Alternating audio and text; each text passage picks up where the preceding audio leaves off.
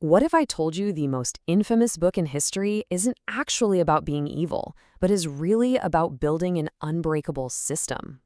For centuries, Niccolo Machiavelli's The Prince has been treated as this dusty villain's handbook, a literal how-to guide for tyrants. Fun fact, though, Machiavelli actually wrote the whole thing while he was stuck in political exile. It was essentially a high-stakes resume to try and get his old job back. But what if we completely reframe how we look at his work? What if, instead of judging it as a moral failing, we look at it as an incredibly advanced control system, one designed specifically for surviving in highly unpredictable, totally adversarial environments?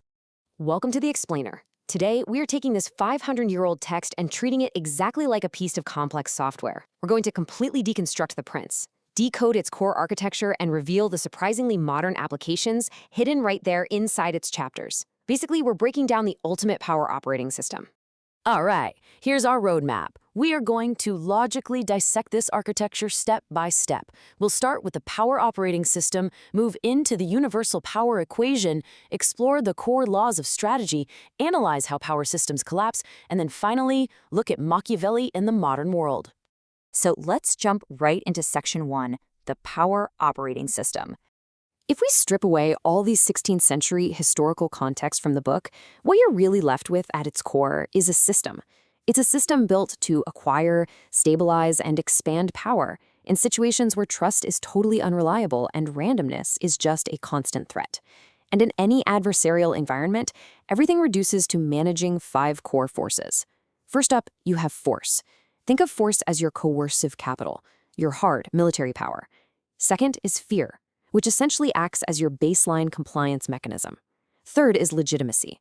Now, legitimacy is that perceived authority that stops people from rebelling in the first place. It's what makes your power feel natural to people. Fourth is information. This covers both the quality of your inner circle advisors and your control over public perception. And finally, the wild card, fortune. Fortune is randomness. It's the external shocks, the black swan events that you literally cannot predict. Basically, every single action a leader takes is just pulling a lever on one of these 5 forces. And what's fascinating is how this illustrates the buildup of a ruler's power, stacked almost exactly like a modern technology stack.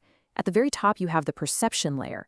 This is where your reputation and narrative control live. It's the user interface of your power. It's what the actual public interacts with. Right below that is the control layer. Think of this as your back-end logic, where you manage advisors, information flow, and decision-making.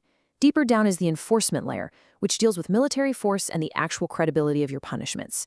Then we hit the structural layer. This is the heavy stuff, your economy, internal institutions, and internal unity.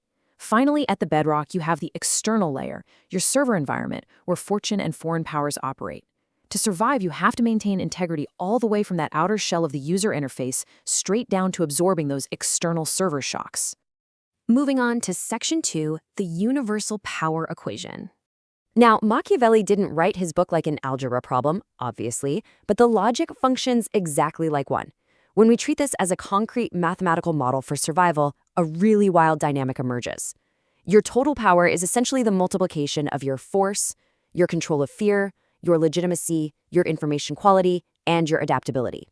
And here's the thing about multiplication. If any one of those top numbers hits 0, your total power drops to 0. But here is the real kicker. All of those capabilities are divided by your exposure to fortune. Fortune, that unpredictable randomness, acts as the ultimate divisor and risk multiplier. No matter how incredibly high your force or your legitimacy might be, if your exposure to unpredictable shocks is too massive, your systemic power just fractures away. Which brings us perfectly to Section 3, core laws of strategy.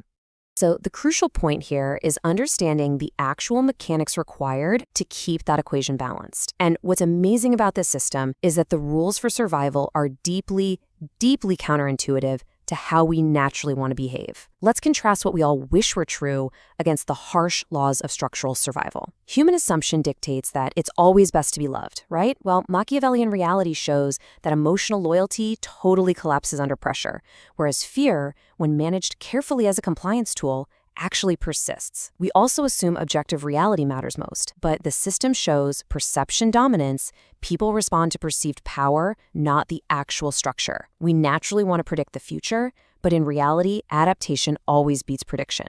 You do not win by forecasting, you win by reacting faster than the other guy. And while we deeply value rigid honesty, in a power system, commitment is weaponized. Controlled flexibility is what equals survival. Actually, even generosity is a trap. Think of a startup just burning through VC cash to buy user loyalty. Eventually, the money runs out, and poof, that loyalty vanishes.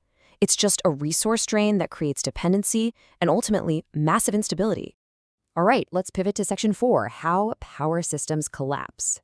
We have to shift our tone a bit here to analyze the climax of any operating system, which is its failure modes. How does this architecture actually break down? Well, systems fall apart incredibly fast when these key elements fail.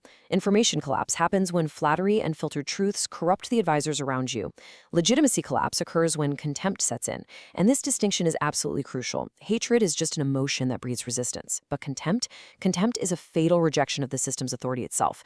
Once they don't respect you, it is literally over. Then there's fear collapse, which happens when your punishments lose credibility, allowing people to coordinate against you. Fragmentation collapse is when your internal divisions basically invite external players to exploit you. And finally, rigidity collapse. That's the sheer inability to adapt to those random, wild shocks of fortune we talked about. And this brings us to what is essentially Machiavelli's ultimate meta pattern. He realized that systems do not fail because of a lack of intelligence. They fail because of distorted feedback under power asymmetry. Positive bias and flattery end up replacing the truth, and that leads straight to systemic blindness and total ruin. Leaders don't fail because they aren't smart enough. They fail because the power asymmetry around them heavily incentivizes everyone to lie to them. What they are told determines what they're going to do, and if that feedback is distorted, the system drives itself right off a cliff. Let's look at Section 5, Machiavelli in the modern world. If this is truly a universal operating system, its rules can't just apply to 16th century Italian city-states, right? Well, let's prove it. Think about modern cybersecurity.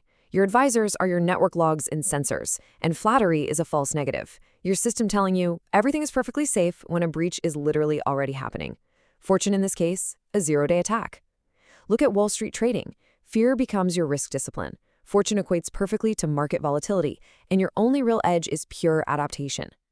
In corporate organizations, legitimacy is your company culture, and flattery becomes that classic corporate blindness at the middle management layer. Even in a game like chess, perception is the initiative, and fragmentation is weak piece coordination. The variables change their names depending on the domain, but the underlying equation stays exactly the same. And finally, Section 6, the Universal Defense Strategy. We'll wrap up our explainer by summarizing the ultimate defense. If you find yourself operating in an unpredictable adversarial system, which, let's be honest, is essentially all of life, business, and strategy, how do you defend your architecture? Consider this your master cheat sheet. To survive, you absolutely must protect your information integrity above all else. Kill the flattery. You must prevent perception decay, which means avoiding contempt at all costs. Maintain your adaptability under shocks so you can react faster than the competition. Avoid creating weak dependency structures through misguided generosity. Balance fear as a stabilizing force, but do it without ever triggering outright hatred. And decentralize your defenses to mitigate the massive risks of fragmentation. These are the applied mechanics of those master laws of perception, information, and adaptation. So this entire 500-year-old masterpiece really boils down to just one single striking truth. Power is the management of perception, information, and adaptation under constant uncertainty and adversarial pressure. I'll leave you with this final thought to really let it sink in. When you look at your own life, your business, or your projects, just how resilient is your operating system in the face of uncertainty?